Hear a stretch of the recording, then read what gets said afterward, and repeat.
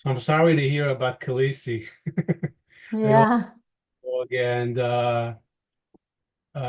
they are amazing, I find my dog very soothing Mm. and um, it aids me in, briefly forgetting about myself, Mm. getting outside my mind and just to be present. So yeah, um, but I hope that it works out for you. Well, I don't Um, think it is. I think she's gonna die. It's hmm, yeah. I'm But sorry. yeah, yeah, yeah, that's it's yeah, it's sad. Um, but also it's been an interesting process here to go through it because we spend when you have a dog, you spend all your time mostly with the dog. So, well, what I do with Khaleesi, she follows me most places. Yeah. And and and what's happened over the last couple of years of her being ill is there was always an acceptance of her dying, but at first I didn't want her to die in pain. So there was this, interest in, what could I do if, medical emergency happened when we're by ourselves together. And what happened over the years is I began to see that Khaleesi had her right to her death. And then there began to be an acceptance of her dying in pain. Obviously, if there's the choice there to help her and to aid her, um, that that would be preferable. But there was also this really beautiful feeling that began to emerge, after the initial concern and slight agitation that would be around that, is that she has her right to her death. All of us have our right to our death. It's our birthright to die, to transform into something else. And when that realization came, I I became a lot more relaxed with the process that's transpiring. For me, it was not her actually dying, it was that her being in agony or something like that. Yeah. And not being able to help the agony or feeling responsible for the agony. Yeah, it sometimes crosses my mind, that if and when the time comes that my dog, is ill or anything, and would I make a particular decision in the matter? And personally, I see that a lot of it has to do with some of it has to do with my selfishness around it, meaning, how does it serve me, So it just Mm.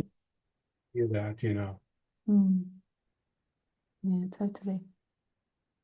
Uh, so the question is,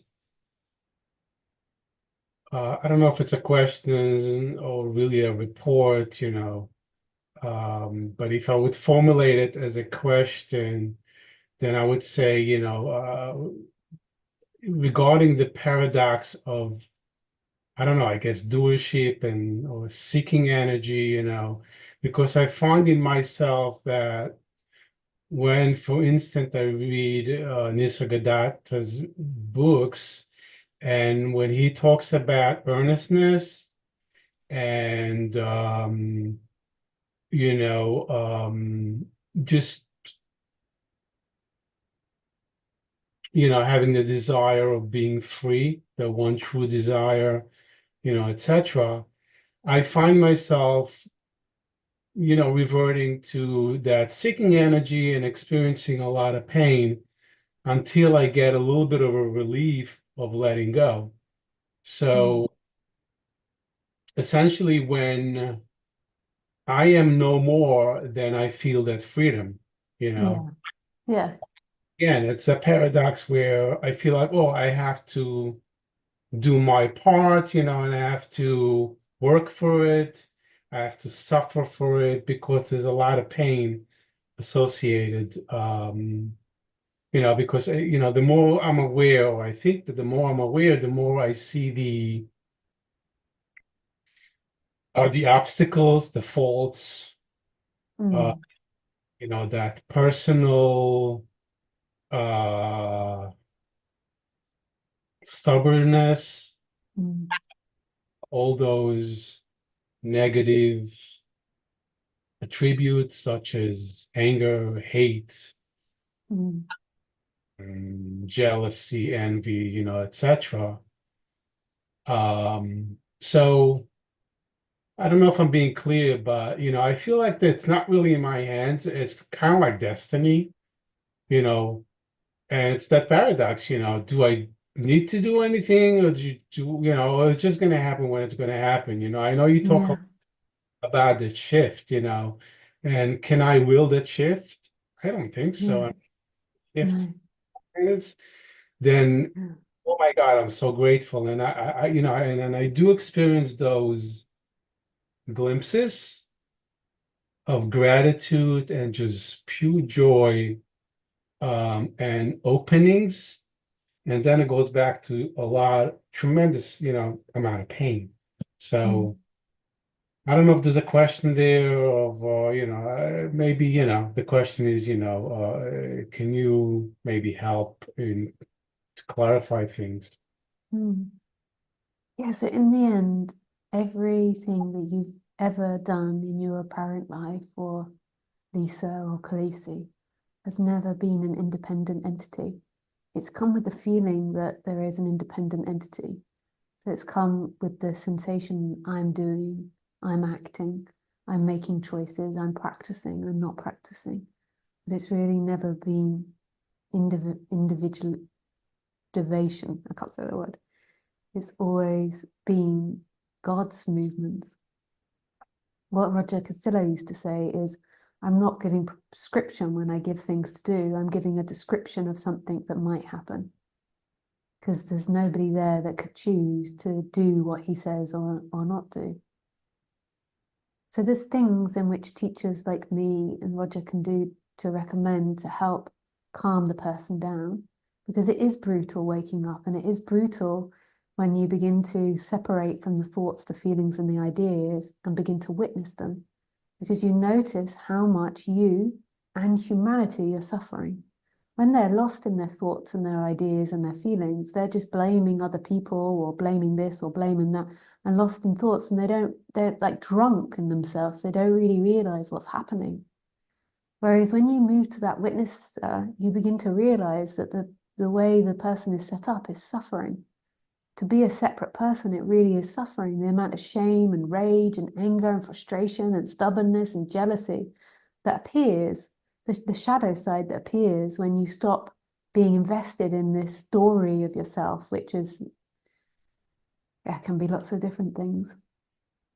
And then the next thing that needs to happen once there's the witnessing of it is then the feelings that are underneath the the the stories. And that's brutal as well. That can be incredibly painful. So teachers give descriptions of things that can help this apparent process.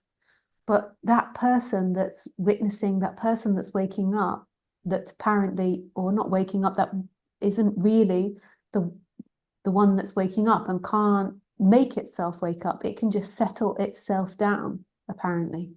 So it can just smooth out its karma, its thoughts, its ideas, its seeking patterns, but it can't poke the hole in itself. That hole to the big consciousness, to the no thing and the everything will happen when it happens. But what happens in most stories is there is the extraction from being the thoughts, the feelings, the ideas to the witnessing. There is an integration of that into the body. So there is a coming back to the feeling body. And then there's lots of realizations that apparently happen, and the mind changes in lots of different ways. And there's practices you can do to help that. But whether or not it's done or not done is not down to you. And people can also wake up when they've got a horrific karma and they've not done any witnessing. So there's no way to this. There's no one path to this. But a lot of the time, people do things that settle down the character. I did many years of work on myself prior to the shift. And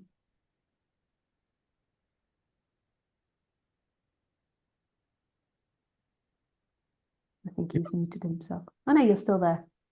Yeah, I'm still here. Yeah.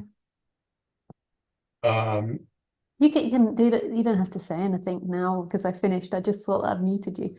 It's also really okay to fall into a bit of silence to yeah, feel in that. circles, they talk about just showing up. And so what I hear is, I mean, for me, show up, be quiet, or keep Yeah, it. people do tend to flap the lips together a bit too much. I don't know if you have that saying in America. Talk. You know, um, for myself, don't try too hard, just show up, let destiny take its course, and, if it needs to happen in this lifetime, then yes, if not, Yeah, that's a really good attitude to have, especially the lifetimes. That's as I mean, this is in Indian traditions really promoted because it takes the pressure off. yeah, like don't add fuel to the Yeah, fire. totally. Because the body mind is and the person is in seeking, is trying to get. And this Yeah. can so easily become another seeking, whereas it's actually a collapsing of that seeking. Yeah, it becomes an obsession for me at times, and But in that obsession, that can also be used to the advantage. The Indian traditions are so incredibly intelligent. So when the fire is really strong and you feel like it becomes an obsession, if you investigate into that strong desire to be free, you'll actually find that there's also freedom there. Like at the base, so Papaji would say, in the desire to be free, there has to be the feeling of freedom in order to want it. You can't want something you don't know. So when it's really burning, if you really feel that burning desire to be free, you'll notice that there is freedom there in it. Just like when you desire to eat a cake, there is the feeling of the cake, there is the knowing of the cake. is it And like if you actually go into the feeling of desiring eating a cake, you can begin to feel it, like the taste of the cake,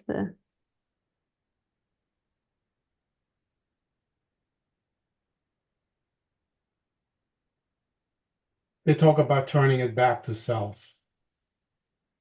In other words, going back to the origin, uh, you know, of that particular feeling, mm, letting go of beautiful. that, story and just, having that gateway, the feeling gateway, and just turn it back, going the opposite direction, going inward with that, Mm, desire. beautiful, yeah.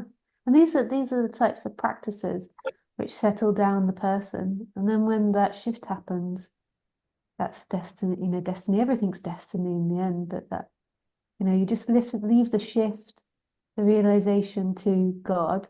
And then what the apparent person does when it feels like it's there is it does these simple things that you're suggesting. It follows back that desire.